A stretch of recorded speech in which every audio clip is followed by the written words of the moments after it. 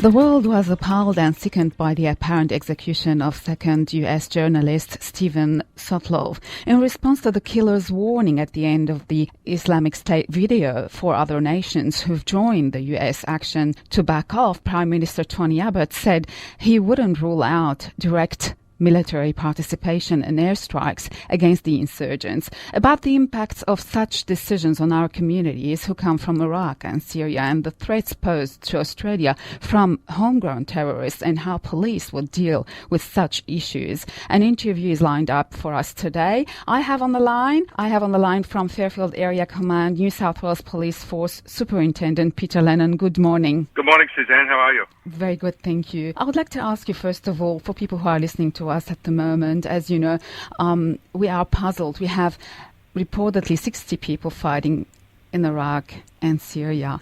How can a nation like Australia deal with such thing? It's very, very difficult for us.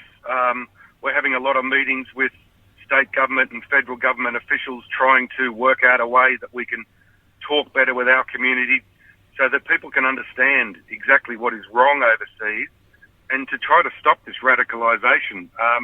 There's a lot of work getting done. We've got to speak to our faith leaders and get them to get the message out to those that are vulnerable, that might succumb to these sort of evil thoughts, that they don't lean that way, that they actually fall back to their faith leaders and just understand what the faith of Islam is about and what Australia is about, and understand that what is happening overseas is barbaric and wrong. There are other ways to solve these problems. Just by looking at people who were born in Australia like Khalid Sharoof and Ella Umar and who they turned out to be today, can we say that Australia failed somewhere to deal with radicalised people or the community, and why? Look, I think we probably all got to look at ourselves and say we failed by the examples of these people that have gone overseas.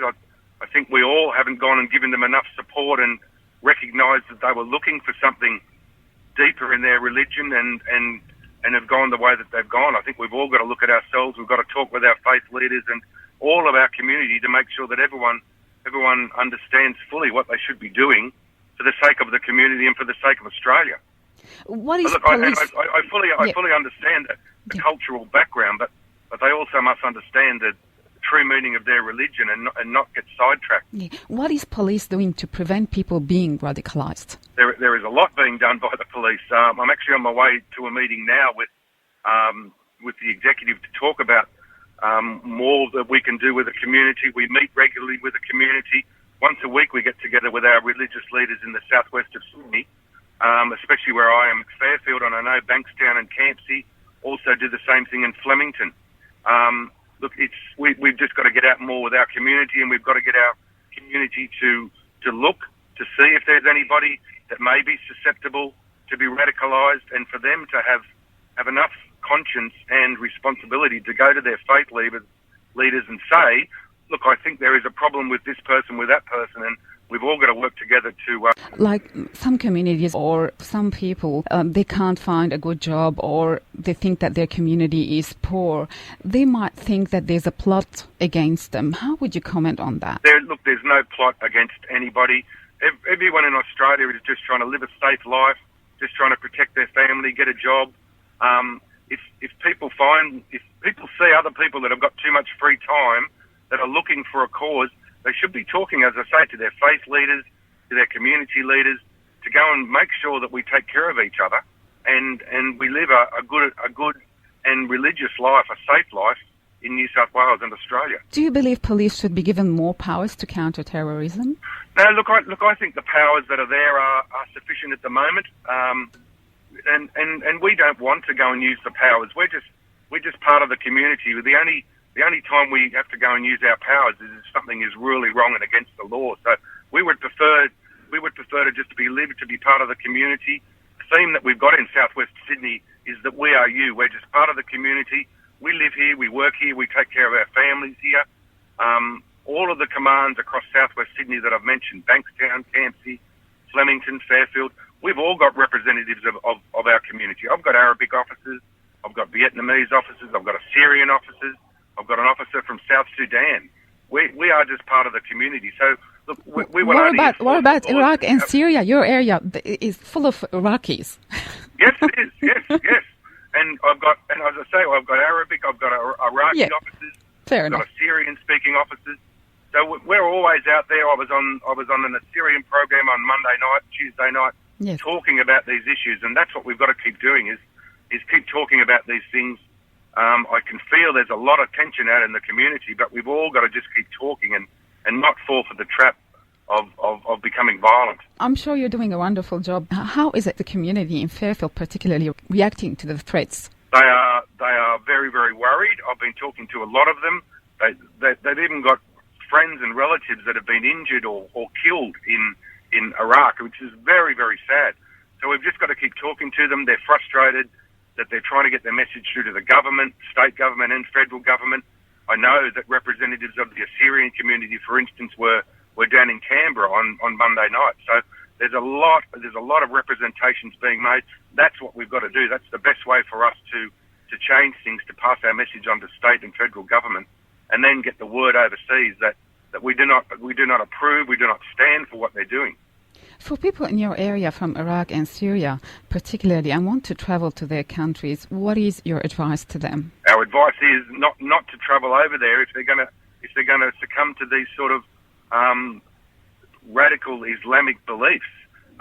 People still travel over there, but they just can't fall into these radical Islamic beliefs that some people are IS and other IS particularly are trying to infiltrate. We've got to look at this and say this is barbaric. We do not approve of it. It is not Islamic, and we've got to enforce that in our community so that everyone understands. Now, can you tell me about the event this week? Sure. Well, one of the things that we do a lot in Southwest Sydney is community engagement that I've been talking about at Fairfield High School on this Saturday, in 2 days' time. We've got a community engagement day. So we've got Assyrian groups, we've got Arabic groups.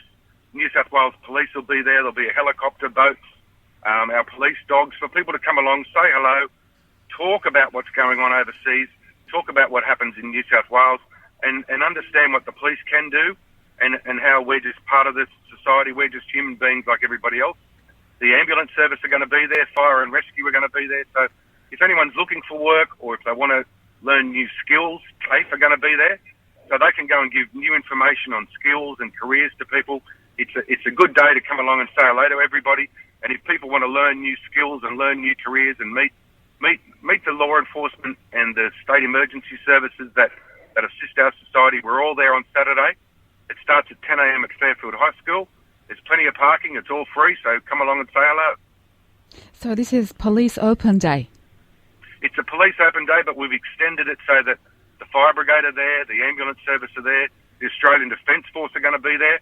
So if people are looking for any jobs in the police, the fire brigade, the ambulance, or if they want to go and join the Australian Defence Force, they're all there to talk about and to share ideas. Can we say basically all units are going to be there? All units. There'll be scientific there. There'll be police dogs there.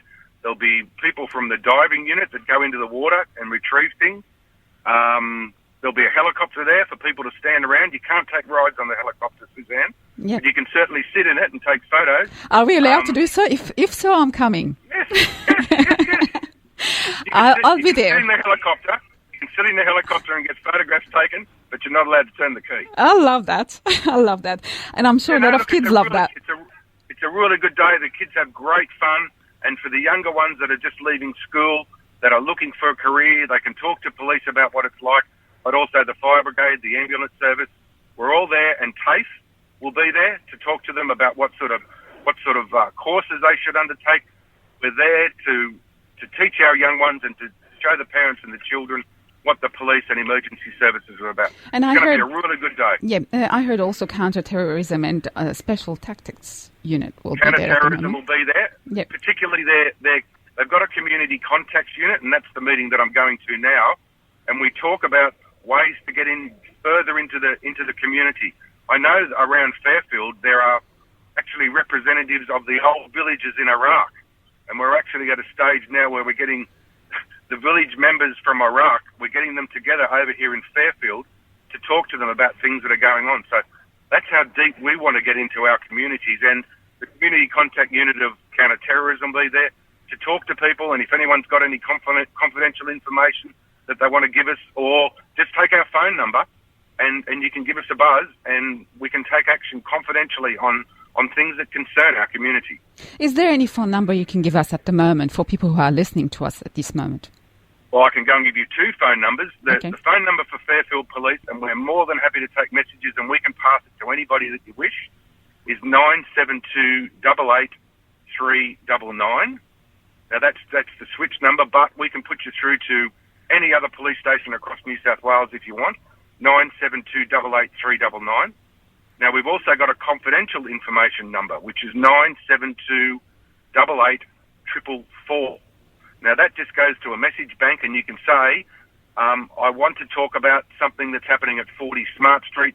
There's some suspicious cars, and you can hang up straight away because it goes to a message bank. I don't want to know who you are. I don't want to know your name or your phone number. All I need is information about suspicious activity. You can put it on that number that ends in 444. I would like to thank you very much for your time, and I'll see you definitely this Saturday. Yeah, come along, Suzanne. Say hello. I'll be there. There'll be plenty of police. The Hire Patrol will be there as well, so they can talk about traffic laws and P-plates and some problems that people are having on the road. So we're there to say hello and to answer people's queries and help them get skills and careers. This Saturday, 6th of September, from 10 a.m. until 3 p.m. That's it. Thank you very much. I'll see you there, and I'll get you a seat on the helicopter. Definitely. Thank you very much. That was Superintendent Peter Lennon from New South Wales Police Force.